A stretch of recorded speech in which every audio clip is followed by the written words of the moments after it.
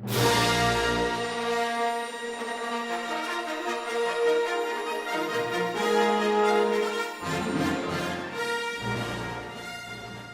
name is Sam. I've been friends with Nick since kindergarten, if you can believe it or not. It's been a long time, man.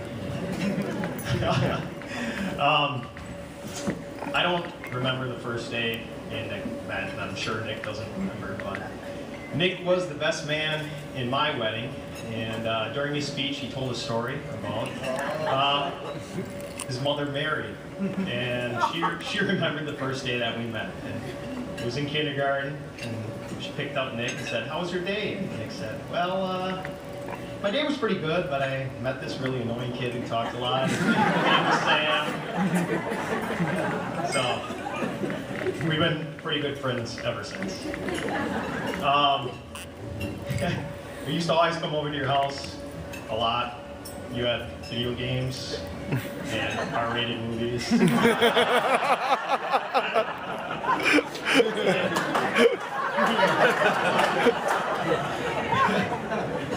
So, I used to break a lot of stuff, and a clock, and a phone, and the Dodge Shadow, and the worst was the TV. Mary, you were so mad, you sent me home right away. I'm sorry I broke the television set. Nick always invited me back, though. He didn't care. But definitely the sleepovers were usually a pretty good time, too. We played American Gladiators, and apparently Nick and Mitch had it out for their neighbors, so we used to TP them sometimes. I don't know what they ever did to you, but I had fun doing it. Until one day they were looking out the window watching us do it. Called your parents when we got home. Steve had to drive me home that night. So. But not every sleepover was great, I have to be honest with you, Nick. You and Mitch had a lot of pets. I'm not an animal person myself. You guys had frogs, and salamanders, and fish, and hamsters, and mice, and whatever you guys could catch down at the pond, I think. Which is fine. But one of the snakes got out once, and I couldn't find it. And I'd come over and be like, "Oh, really? You can't find your snake?" Well, by far the worst was Duchess. Duchess was a dog, I'm sorry. Tracy, Mitchell, Nick, you guys were very attached to that dog. It was good for killing rabbits and pulling us up and down the street in sleds. But, and also 8 boxes of crayons. So Nick had a bunk bed, and my bed was the bottom bunk when I slept over, and apparently that was Duchess. I'd be sleeping in the bed, and Dutch would be laying on top of me, and I'd say, "Nick, get your dog out of this bed." And Nick'd say, "Sam, that's Dutch's bed. Dutchess sleeps there every night." You'd be thankful that Dutchess is so nice for letting you sleep.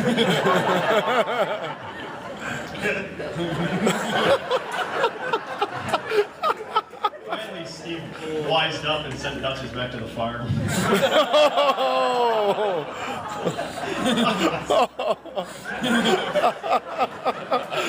That was Park Coyote. Was it not?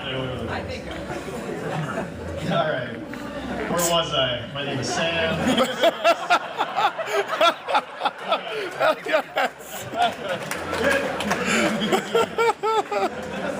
So, Nick, I don't know. We've been friends for a long time. I don't know how we lasted this long, but apparently we're similar in a lot of ways, and I don't know how. I'm, chiseled Scandinavian Viking and dirty blonde Dutchman, but they continue to get us mixed up.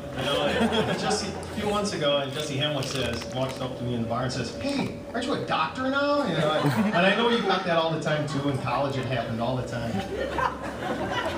So Nick and I were roommates in college too, but I'm just going to skip over those years. I don't want to get too much into that.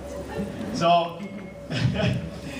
I think anyone that knew Nick growing up as a little kid knew he was extremely intelligent and was going places. He was in calculus in 4th grade. But I think I was the first to know. And Nick, Michelle, And everyone up here, I just want you to know, I was the first to call dibs on the pool house. And I have an expanding family, so family thing. I'll let you know. All right, so Michelle, you look beautiful tonight. You are great for Nick. You put up with all his antics and shenanigans. Good luck to you. Nick, you know, you're a best friend. You really are. I love you both dearly, and I wish you the best of luck. With that, I was searching the World Wide Web for best man speeches, and I came across the website. It didn't really have very much good advice, but one thing it said is, give them some marriage advice at the end of your speech. Nice. So I have been married to my lovely wife, Sarah, for 5 years. And so I can give you some advice like, respect each other's differences and all that kind of jazz, but...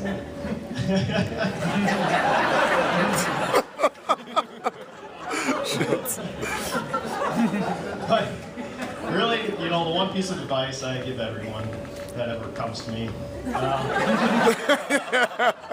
is just because you get married does not mean you have to get a cat.